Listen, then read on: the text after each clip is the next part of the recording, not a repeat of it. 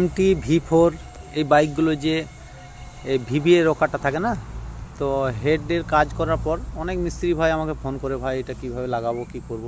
তো তার জন্য ভিডিওটা বানিয়ে দিলাম। এই দেখুন আমি কীভাবে লাগিয়েছি, ঠিক এইভাবে আপনারাও প্লেটটা এদিকে থাকবে, স্প্রিংয়ের নিচে ভিভিএর লকটা থাকবে।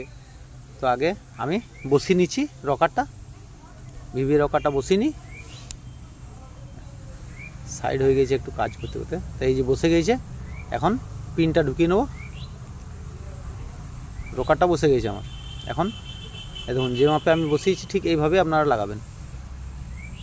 এখন পিনটা কই আমার, দেখি পিনটাকে লাগিয়ে দিই। এই যে এই পিনটাকে আমি ঢুকিয়ে নিলাম। এই যে পিনটা ঢুকে গেল। পিন ঢুকিয়ে নেওয়ার পর এরপর ক্যাম লাগাইতে হবে। আগে ক্যাম লাগিয়ে দিলে এটা লাগাতে খুবই অসুবিধা হয়। এই দেখুন এবার শুধু ভিভিএর রকারটা একটু টিপে ধরবো আর ক্যামটা আমি ঢুকিয়ে দেবো, ঢুকে যাবে ইজি। তো এই যে আমার ঢুকে গেল। এখন একজাস্ট সাইডের রকারটা আমি লাগিয়ে নেব। একজাস্টের যে রকারটা থাকে, এই যে এটা সবাই লাগাইতে পারে, এটা অসুবিধা নেই। তো আমি ফিটিং করছি তখন পুরোটাই ভিডিও বানিয়ে দিয়েছি আমি। দেখুন এটা একজাস্ট সাইডের রকার এই লাগিয়ে দিলাম।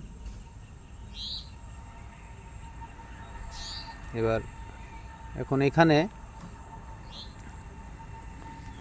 যেই ভিভিএ যে রকার পিনটা আমি ঠেলছি, এইটাতে কি হয়, যখন 7,500 RPM আসে গাড়ি, তখনই এই ভিভিএ রকারটা কাজ করে। তার আগে কিন্তু নর্মাল রকারের মতনই কাজ করে।